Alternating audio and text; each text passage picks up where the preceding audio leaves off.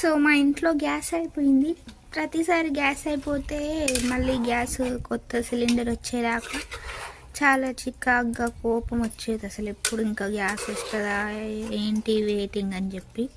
కానీ ఈసారి మా మమ్మీ ఉండబట్టి మాకు మంచి ఒక ఫెస్టివల్, చిన్నపాటి పిక్నిక్ ఫెస్టివల్ లాగా అనిపిస్తుంది. ఎందుకంటే మా అమ్మ ఇక్కడ బయట కట్టెలు తెచ్చి పొయ్యి పెట్టి మంచిగా కట్టెల పొయ్యి మీద వండి పెడుతుంది. చాయ్ పెట్టింది, పాలు పెట్టింది, దాని మీద రైస్, కర్రీ అన్నీ చేసేస్తుంది కట్టెల పొయ్యి మీదనే.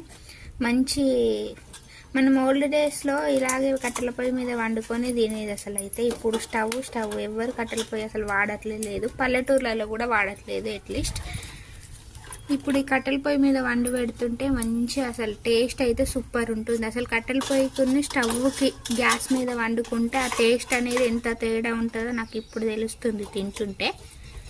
ఓల్డ్ డేస్లో మళ్ళీ ఏంటి ఊర్లలో కట్టెల పొయ్యి మీద వండుకొని తింటారు, ఆ టేస్ట్ వేరే ఉంటుంది అంటే నేను తెలియలేదు. చిన్నప్పుడు తిన్నా అంటే మళ్ళీ ఎప్పుడు తినలేదు, గ్యాస్ మీదనే కదా. ఇప్పుడు తింటుంటే తెలుస్తుంది అసలు టేస్ట్ ఎంత బాగుందో.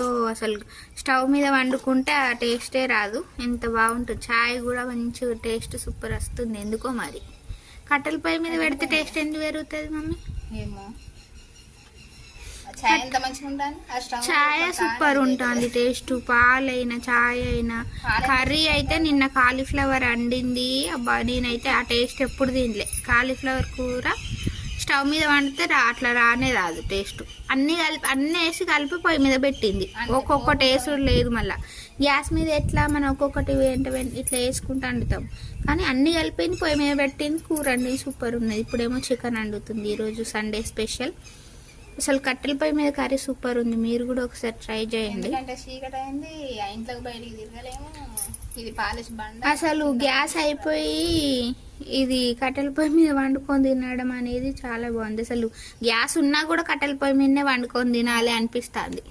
అప్పుడప్పుడు తినాలి. అసలు గ్యాస్ ఉన్నా కూడా కట్టెల పొయ్యి ప్రిఫర్ చేయాలనిపిస్తుంది. సో ఈ వీడియో మీకు నచ్చినట్లయితే లైక్ చేయండి. కర్రీ చూపెట్టమ్మా.